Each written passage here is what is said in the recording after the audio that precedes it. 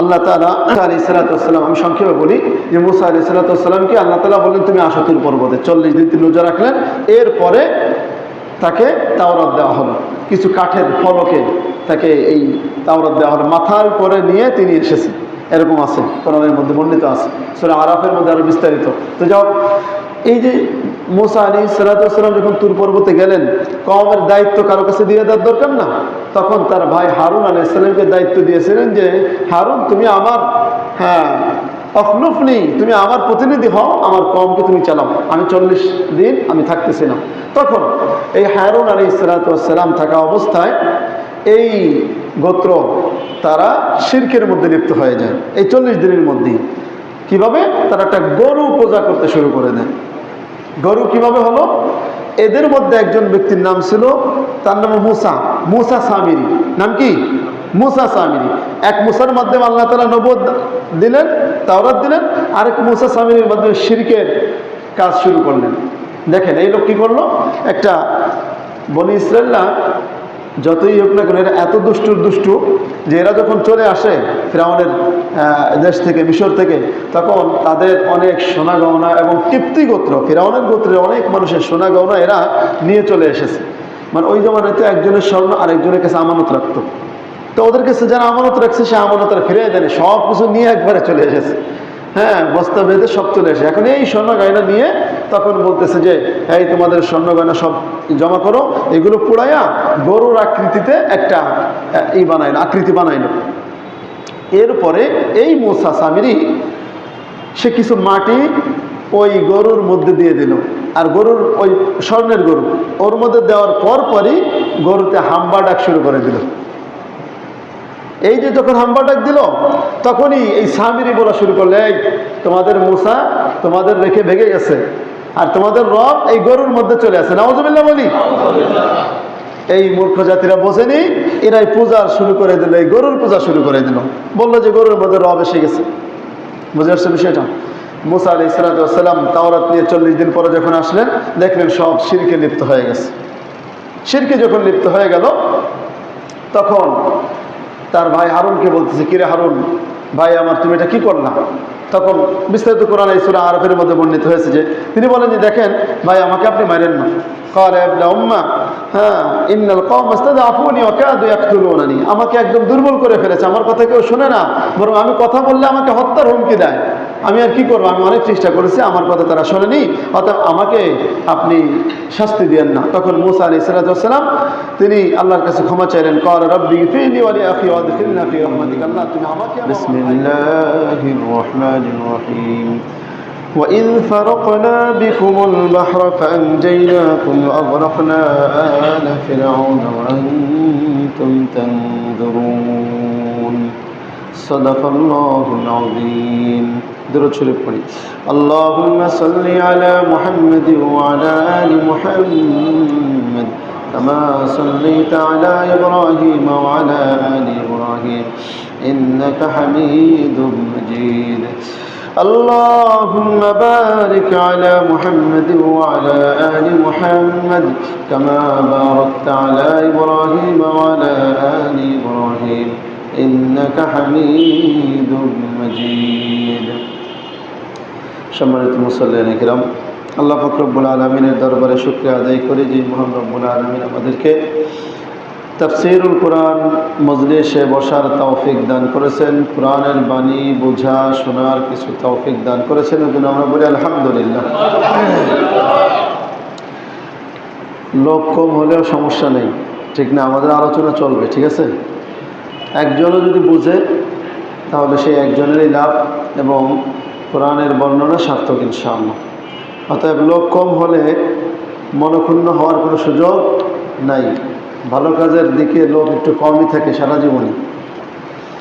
তো যাই হোক, চলেন আমরা আলোচনা চলতেছিল আমাদের সূরা বাকারার 49 নম্বর আয়াত পর্যন্ত আমরা আলোচনা করেছি যে এখানে বনী ইসরায়েলদের আলোচনা চলতেছিল যে বনী ইসরায়েলদের উপর আল্লাহ তাআলা যে নিয়ামতগুলো দিয়েছেন সেগুলো এখন বিস্তারিত একটার পর একটা আল্লাহ তাআলা বর্ণনা করতেছেন।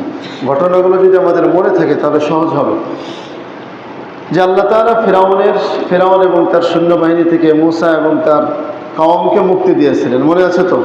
সমুদ্র থেকে সমুদ্র পার করে আল্লাহ তাআলা মুক্তি দিয়েছেন।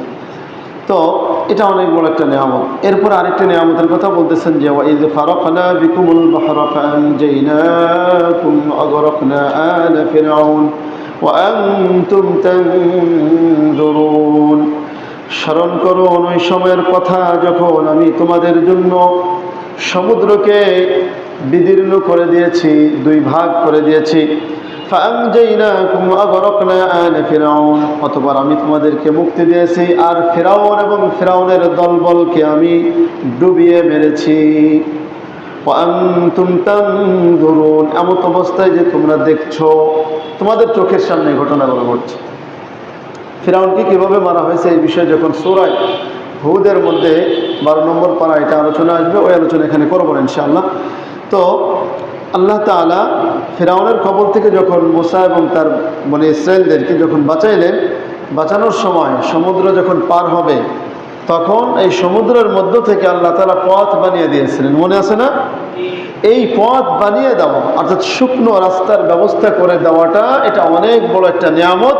তাই আল্লাহ তাআলা সেই নিয়ামতের কথা স্মরণ করিয়ে দিলেন যে আমি তোমাদেরকে সমুদ্রের মধ্য থেকে পথ বানিয়ে তোমাদেরকে ফিরআউনের কবল থেকে বাঁচিয়েছি, আর ওই একই সমুদ্রের মধ্যেই তোমাদেরকে শুকনো পথ দিয়েছি, আর একই সমুদ্রের মধ্যে ফিরআউন এবং তার দলবলকে একদম ইঁদুর চুবানোর মতো চুবিয়ে মেরেছি। সুবহানাল্লাহ পড়ি। এটা আল্লাহ তাআলার অনেক বড় নিয়ামত যে যেই পথ দিয়ে আমি বেঁচে এসেছি তার সাথে সাথেই আমাদের সামনে দেখতেছি যে ওই যে ফিরআউন এবং তার দলবল আমাদের উপর যাদের এত কর্তৃত্ব ছিল, আমাদেরকে দাস বানিয়ে রেখেছিল ফিরআউন, এখন বোঝো। এইভাবে আল্লাহ তাআলা বনী ইসরাইলদেরকে তাদের নিয়ামতের কথা স্মরণ করিয়ে দিলেন। ভাইরা আমার, এরপরে আল্লাহ তাআলা আরেকটি নিয়ামতের কথা সামনে বলতেছেন যে আল্লাহ তাআলা মুসা আলাইহিস সালামের কাছে ওয়াদা করেছিলেন 40 রাতের। এর আগে আর একটা কথা আমরা বলি, সেটা হলো যখন পার হয়ে তারা একটা ময়দানে আসলো, মিশর থেকে সিরিয়া পানে, সিরিয়ার দিকে বাহরি কুলজুম পার হয়ে আসলো, লোহিত সাগর পার হয়ে আসলো। এই এলাকায় যখন আসলো তখন বনী ইসরাইলরা বলতেছে যে মুসা, আমরা তো এখন নিরাপদ, কোনো টেনশন নেই, এখন আমাদের একটা শরীয়ত দরকার, আমাদের একটা ইবাদতের ব্যবস্থা করে দাও। তো আমরা সেই শরীয়ত মোতাবেক আমরা ইবাদত করব, আমল করব। কারণ প্রত্যেকটা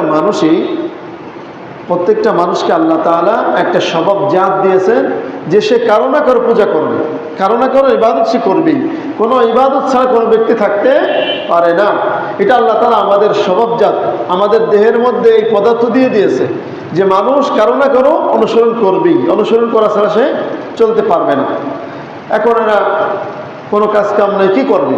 তখন আবেদন করলো যে আমাদেরকে কী করো, একটা শরীয়তের ব্যবস্থা করবো, আমরা ইবাদত করবো, এমন একটা জিনিসের ব্যবস্থা করো। তখন আল্লাহ তাআলার পক্ষ থেকেও এই শরীয়ত দেওয়ার ব্যবস্থা করলেন। তখন মানে ইবাদতের কাঠামো দেওয়ার ব্যবস্থা করলেন। এর আগে তো ইমানের দাওয়াত দেওয়া হয়েছে, তারা ইমানের দাওয়াত তো ইমান গ্রহণ করেছে, কিন্তু ইবাদতের কোনো নিয়ম নীতি ছিল না। আমাদের উম্মতে মুহাম্মাদের মধ্যে যেমনিভাবে শুরুতেই কিন্তু 5 ওয়াক্ত নামাজ ছিল না। নবুয়ত পাওয়ার সাথে সাথে কি 5 ওয়াক্ত নামাজ দিছে? না, বরং নবুয়তের 5ম বছর আপনার মেরাজ সংগঠিত হলো। সেই মেরাজে আল্লাহ তাআলা নামাজ, 5 ওয়াক্ত নামাজ আল্লাহ রাসূল সাল্লাল্লাহু আলাইহি সাল্লামের মাধ্যমে হাদিয়া দান করেছেন। সুবহানাল্লাহ। মেরাজের ঘটনা সিরাতের মধ্যে আলোচনা করিনি, এটা সময় মতো সামনে যখন রজব মাসে এই নিয়ে আলোচনা হবে তখন এই মেরাজের আলোচনা আলাদাভাবে করবো ইনশাআল্লাহ। তো তখন মুসা আলাইহিস সালাতু ওয়াস সালামকে আল্লাহ তাআলা ওয়াদা করলেন যে ঠিক আছে, তুমি এই কিতাব পাওয়ার জন্য তাওরাত দিবে আল্লাহ তাআলা। কি দেবে? তাওরাত। আমাদের কিতাব কি? কোরআন। আমাদের নবী সাল্লাল্লাহু আলাইহি সাল্লামকে কোরআন দেওয়া হয়েছিল। তো একদিনে নয়, বরং ওই যে নবুয়ত যেদিন থেকে শুরু হলো সেই দিন থেকে শুরু করে 23 বছর পর্যন্ত ক্ষণে ক্ষণে প্রয়োজন মোতাবেক আল্লাহ তাআলা 23 বছর ধরে এই কোরআন আমাদেরকে দান করেছেন। সুবহানাল্লাহ। কিন্তু মুসা আলাইহিস সালাতু ওয়াস সালামকে তাওরাত দিয়েছেন একবারই। তাওরাতের যত বিধান সবগুলো একবারই আল্লাহ তাআলা নাজিল করে তার হাতে দিয়েছেন। দেখেন এখানে বলতেছে আল্লাহ তাআলা সেই কথা, وَإِذْ وَعَدْنَا مُوسَىٰ 40 لَيْلَةً ثُمَّ اتَّخَذْتُمُ الْعِجْلَ مِنْ بَعْدِهِ وَأَنْتُمْ ظَالِمُونَ। স্মরণ করুন ওই সময়ের কথা যখন আমি মুসা আলাইহিস সালামের থেকে 40 রাতের ওয়াদা নিলাম। কয় রাতের? অর্থাৎ মুসা আলাইহিস সালামকে আল্লাহ তাআলা বললেন যে তুমি আসো, তুর পর্বতে, তুর পাহাড়ে তুমি আসো, এখানে তোমার 40 দিন থাকতে হবে, ইবাদত করতে হবে। সূরা আরাফ আরো বিস্তারিত ঘটনা বর্ণিত হয়েছে। সেখানে বলা হয়েছে যে আল্লাহ তাআলা ওয়া'আদনা মূসা 30, যে আল্লাহ তাআলা সেখানে 30 দিনের ওয়াদা করেছেন। আল্লাহ তাআলা মুসা আলাইহিস সালামের সঙ্গে 30 দিনের ওয়াদা করেছেন। ওয়া'আদনা মূসা 30 লাইলাতান ওয়া আতমামনাহা বি'আশরিন ফাআতাম্মা মিকাতু রাব্বিহি 40 লাইলা। যে আল্লাহ তাআলা বলেন যে মুসার কাছ থেকে প্রথমে 30 দিন, কয় দিন? 30 দিন 30 রাত, মানে এক রাত, মানে দিন এবং রাত মিলে তো 24 ঘন্টা, ঠিক আছে না? আর 24 ঘন্টায় একদিন হয়, তো এরকম 30 দিন, এরকম 30 দিন 30 রাতের ওয়াদা করলেন। 30 দিন যখন হয়ে গেল তখন মুসা আলাইহিস সালাম তখন রোজা শেষ করলেন। তিনি এই 30 দিন রোজা রাখলেন। এই 30 দিন যখন শেষ হয়ে গেল তখন তিনি রোজা শেষ করলেন। শেষ করার পরে আল্লাহ তাআলা বলে আরো 10 দিন থাকে। কয়দিন? আরো 10 দিন থেকে 40 পুরাও। মুসা আলাইহিস সালাম ফাতাম্মা মিকাতু রাব্বিহি 40 লাইলা, আল্লাহ তাআলার এই ওয়াদার সঙ্গে আরো 10 রাত মিলাইয়া 40 রাত পূর্ণ করলেন। সেটাই সূরা বাকারায় আমরা আজকে যে আলোচনা, এখানে একবারেই 40 রাতের কথা বলা হয়েছে।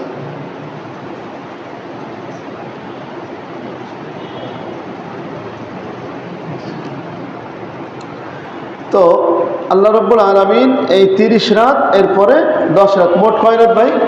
40 রাত, 40 দিনের ওয়াদা করেছেন যেন এই 40 দিন ইবাদত করার পরে আল্লাহ তাআলা কিতাব দান করবেন। কোন কিতাব? তাওরাত কিতাব দান করবেন। ভাইরা আমার, দেখেন 40 সংখ্যার মধ্যে একটা আলাদা বরকত আছে। বুঝে আসছে বিষয়টা? 40 সংখ্যার মধ্যে আলাদা একটা বরকত আছে। এটা আল্লাহ তাআলার চিরাচরিত নিয়ম। যত নবী এসেছেন সমস্ত নবীকে 40 বছর বয়সে নবুয়ত দান করছেন। সুবহানাল্লাহ। 40 বছরের আগে নবুয়ত কেউ পায়নি। আমাদের নবী সাল্লাল্লাহু আলাইহি সাল্লামও 40 বছর বয়সে তিনি নবুয়ত পেয়েছেন। মুসা আলাইহিস সালামকে কিতাব দিয়েছেন 40 রাত ইবাদত করার পরে। তারপরে সূরা হজের মধ্যে আরেকটা আলোচনা আছে যে মানুষকে আল্লাহ তাআলা কিভাবে গর্ভের মধ্যে সৃষ্টি করেন। ওখানে তাফসীরের মধ্যে আসে যে 40 দিন পর্যন্ত শুক্রাণুটা আপনার জমাট রক্ত হয়, এর পরবর্তী 40 দিনে মাংসপিণ্ড হয়, এর পরবর্তী 40 দিনে তার মানুষের এই যে শরীরের যে গঠন, হাত পা ইত্যাদি এগুলো তৈরি হয়। এর পরবর্তী 40 দিনে তার মধ্যে আল্লাহ তার রূহও ফুঁকে দেন। সুবহানাল্লাহ বলি। সূরা হজের মধ্যে চমৎকার আলোচনা আছে। সূরা হজ, তারপরে সূরা মুমিনুনের মধ্যে কিছু আলোচনা আছে। তো যাও, যে 40-এর একটা আলাদা বরকত আছে। তাবলীগ জামাতের মধ্যে 40 বলে না, মনে বলে চিল্লা কোত্থেকে আসলো, চিল্লা করতে, চিল্লা মানে চেহেল, চেহেল ফার্সি শব্দ, চেহেল মানে 40। তো 40 এটা নিয়ম করা হয়েছে কেন? যে 40 দিন যে কোনো ইবাদতের মধ্যে কোনো ব্যক্তি যদি কোনো ইবাদত 40 দিন একটা না করে, ওই ইবাদতের মধ্যে একটা ভারত্ব আসে, ইবাদতের যে হাকিকত সে বুঝতে পারে, সে মজা সে বুঝতে পারে। সুবহানাল্লাহ পড়ি। হাদিসের মধ্যে আছে যেই ব্যক্তি 40 দিন তাকবীরে ওলার সহিত 5 ওয়াক্ত নামাজ পড়বে, ওই ব্যক্তির দুইটি জিনিস থেকে মুক্তির পরোয়ানা রয়েছে। বারাআতুম মিনান নিফাক, বারাআতুম মিনান নার। একটা হলো সে ওই ব্যক্তি, তার মধ্যে নিফাক নাই, এই সার্টিফিকেট কে দেবে? আল্লাহ তাআলা। 2 নম্বর, ওই ব্যক্তি জান্নাতে যাবে, এই সার্টিফিকেটও, মানে জাহান্নাম থেকে মুক্তি পাবে, এটা সার্টিফিকেটও আল্লাহ তাআলা দিয়ে দেবেন। সুবহানাল্লাহ। এজন্য আমরা নিয়ত করি আজ থেকে ইনশাআল্লাহ 40 দিন পর্যন্ত, 40 দিন করলে এর বাকি জীবনটাও ওই তাকবীরুল্লাহর সহিত নামাজ পড়ার একটা শক্তি আল্লাহ তাআলা দান করবেন। সুবহানাল্লাহ। এজন্য 40 সংখ্যার আলাদা একটা কি আছে? বরকত আছে। তাই আর কি, যাও আল্লাহ তাআলা মুসা আলাইহিস সালাম, আমি সংক্ষেপে বলি যে মুসা আলাইহিস সালামকে আল্লাহ তাআলা বললেন তুমি আসো তুর পর্বতে। 40 দিন তিনি রোজা রাখলেন। এরপরে তাকে তাওরাত দেওয়া হলো, কিছু কাঠের ফলকে তাকে এই তাওরাত দেওয়া হলো, মাথার উপরে নিয়ে তিনি এসেছেন। এরকম আছে কোরআনের মধ্যে বর্ণিত আছে, সূরা আরাফের মধ্যে আরো বিস্তারিত। তো যাও, এই যে মুসা আলাইহিস সালাম যখন তুর পর্বতে গেলেন, কওমের দায়িত্ব কারো কাছে দিয়ে দেওয়ার দরকার না, তখন তার ভাই হারুন আলাইহিস সালামকে দায়িত্ব দিয়েছিলেন যে হারুন তুমি আমার অখলুফনি, তুমি আমার প্রতিনিধি হও, আমার কওমকে তুমি চালাও, আমি 40 দিন আমি থাকতেছি না। তখন এই হারুন আলাইহিস সালাম থাকা অবস্থায় এই গোত্র তারা শিরকের মধ্যে লিপ্ত হয়ে যায় এই 40 দিনের মধ্যেই। কিভাবে? তারা একটা গরু পূজা করতে শুরু করে দেয়। গরু কিভাবে হলো? এদের মধ্যে একজন ব্যক্তির নাম ছিল, তার নাম মুসা সামিরি। নাম কি? মুসা সামিরি। এক মুসার মাধ্যমে আল্লাহ তাআলা নবুয়ত দিলেন, তাওরাত দিলেন, আরেক মুসা সামিরির মাধ্যমে শিরকের কাজ শুরু করলেন। দেখেন এই লোক কি করলো, একটা বনি ইসরায়েলরা যতই হোক না কেন এরা এত দুষ্টু যে এরা যখন চলে আসে ফিরআউনের দেশ থেকে, মিশর থেকে, তখন তাদের অনেক সোনা গহনা এবং কিপ্তি গোত্র, ফিরআউনের গোত্রের অনেক মানুষের সোনা গহনা এরা নিয়ে চলে এসেছে। মানে ওই জমানাতে একজনের স্বর্ণ আরেকজনের কাছে আমানত রাখতো, তো ওদের কাছে যারা আমানত রাখছে সে আমানত আর ফিরিয়ে দেয়নি, সব কিছু নিয়ে একবারে চলে এসেছে। হ্যাঁ, বস্তা বেঁধে সব চলে এসে এখন এই স্বর্ণ গয়না নিয়ে তখন বলতেছে যে এই তোমাদের স্বর্ণ গয়না সব জমা করো, এগুলো পোড়াইয়া গরুর আকৃতিতে একটা আকৃতি বানাইল। এরপরে এই মুসা সামিরি সে কিছু মাটি ওই গরুর মধ্যে দিয়ে দিল, আর গরুর ওই স্বর্ণের গরু ওর মধ্যে দেওয়ার পরই গরুতে হাম্বা ডাক শুরু করে দিল। এই যে যখন হাম্বা ডাক দিল তখনই এই সামিরি বলা শুরু করলে, এই তোমাদের মুসা তোমাদের রেখে ভেঙে গেছে, আর তোমাদের রব এই গরুর মধ্যে চলে আসে। নাউজুবিল্লাহ বলি। এই মূর্খ জাতিরা বোঝেনি, এরাই পূজা শুরু করে দিল, এই গরুর পূজা শুরু করে দিল। বললো যে গরুর মধ্যে রব এসে গেছে। বুঝে আসছে বিষয়টা? মুসা আলাইহিস সালাম তাওরাত নিয়ে 40 দিন পরে যখন আসলেন, দেখলেন সব শিরকে লিপ্ত হয়ে গেছে। শিরকে যখন লিপ্ত হয়ে গেল তখন তার ভাই হারুনকে বলতেছে, কিরে হারুন ভাই আমার, তুমি এটা কি করলাম? তখন বিস্তারিত কোরআনে সূরা আরাফের মধ্যে বর্ণিত হয়েছে যে তিনি বলেন যে দেখেন ভাই, আমাকে আপনি মারেন না। قال يا ابن أمة إن القوم استضعفوني وكادوا يقتلونني, আমাকে একদম দুর্বল করে ফেলেছে, আমার কথা কেউ শুনে না, বরং আমি কথা বললে আমাকে হত্যার হুমকি দেয়। আমি আর কি করবো, আমি অনেক চেষ্টা করেছি, আমার কথা তারা শোনেনি, অতএব আমাকে আপনি শাস্তি দিয়েন না। তখন মুসা আলাইহিস সালাম তিনি আল্লাহর কাছে ক্ষমা চাইলেন। قال رب اغفر لي ولأخي وادخلنا في رحمتك, আল্লাহ তুমি আমাকে এবং আমার ভাইকে তুমি ক্ষমা করে দাও, দায়িত্বের মধ্যে একটু ত্রুটি হয়ে গেছে, শিরকের মধ্যে লিপ্ত হয়েছে, আল্লাহ তুমি ক্ষমা করে দাও। তো এরপরে সামিরিকে ধরলো।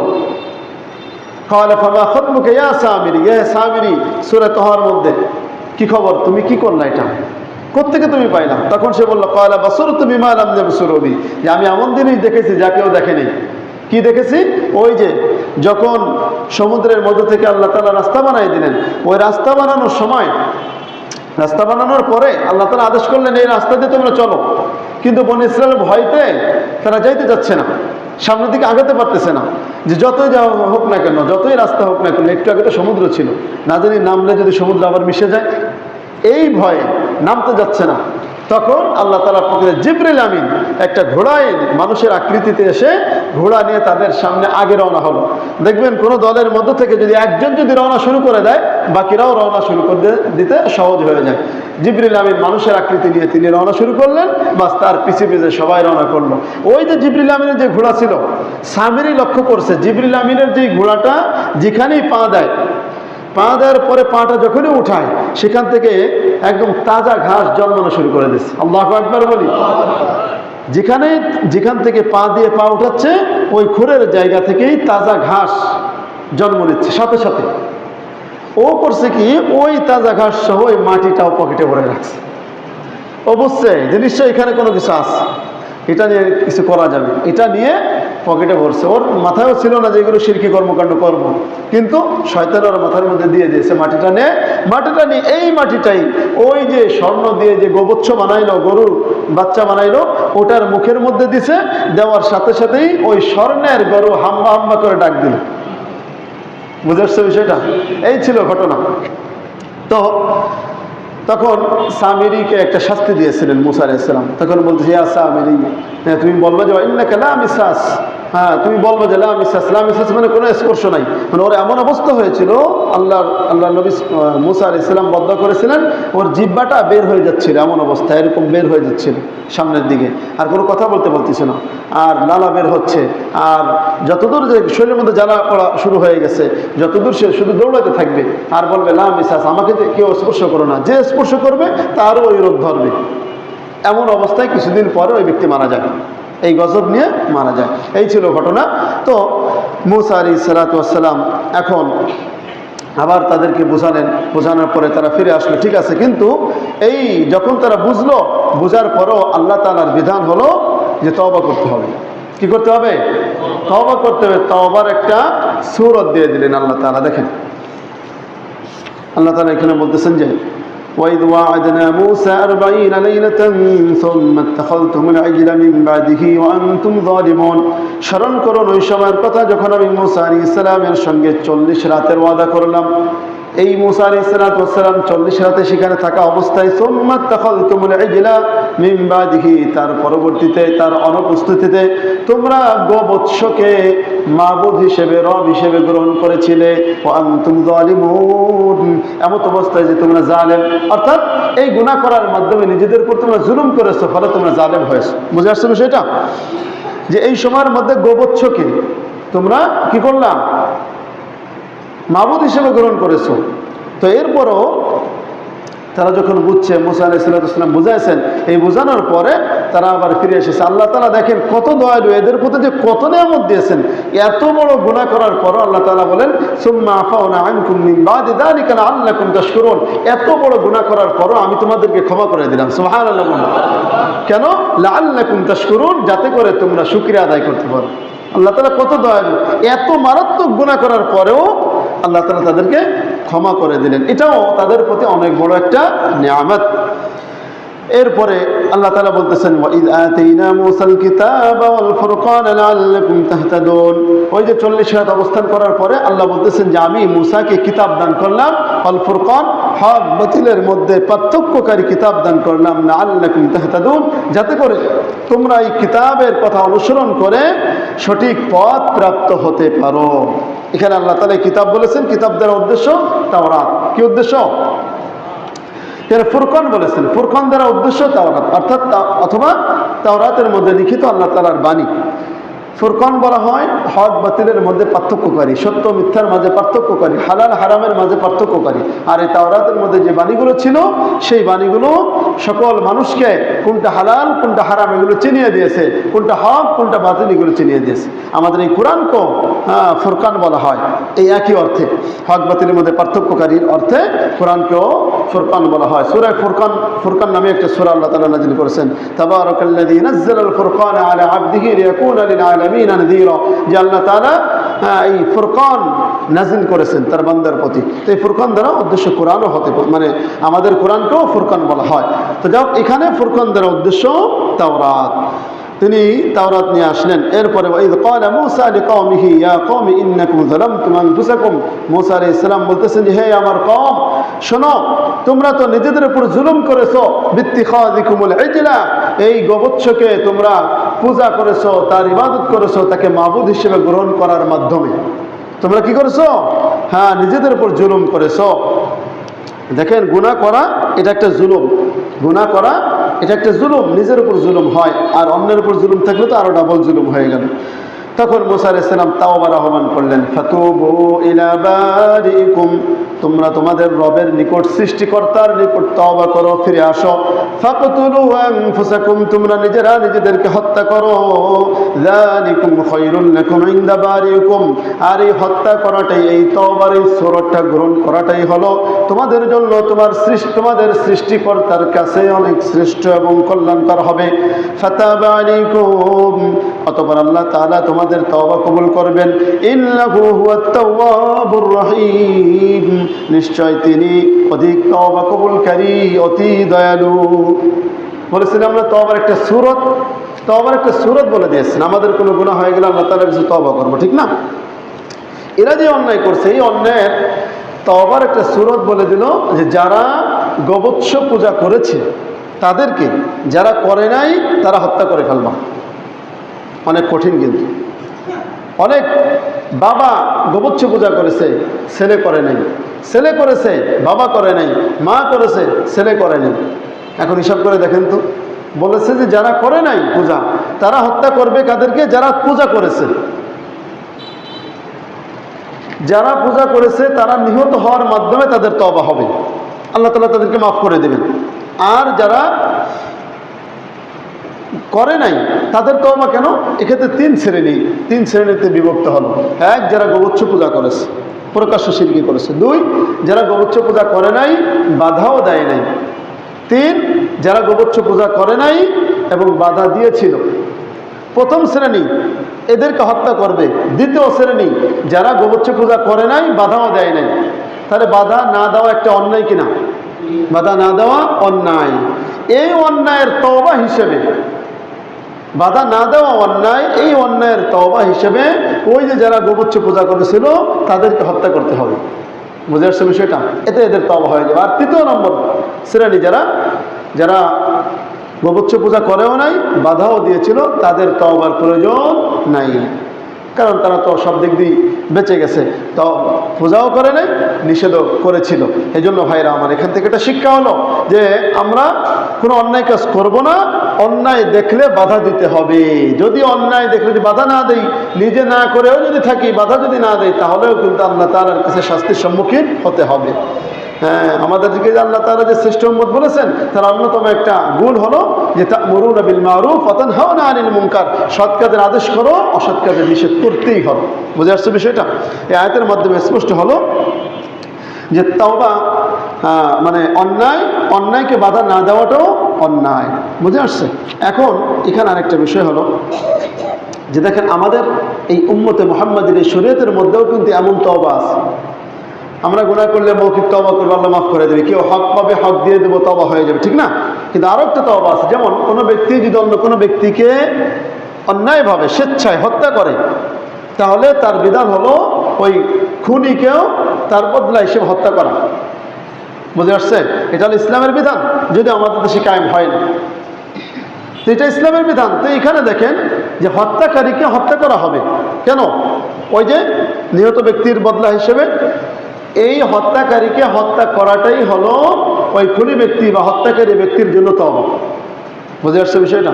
কোনো খুনি যদি তার যদি কিসাস না হয়, তাকে যদি হত্যা করা হয় অন্য ব্যক্তিকে হত্যা করার কারণে, তাহলে সে যদি তখন শুধু মৌখিক তওবা করলে হবে না, শুধু মৌখিক তওবা করলে হবে না, মৌখিক তওবার সাথে সাথে নিজের জীবনটাও দিতে হবে, তাহলে আল্লাহ তাআলা তাকে মাফ করে দেন।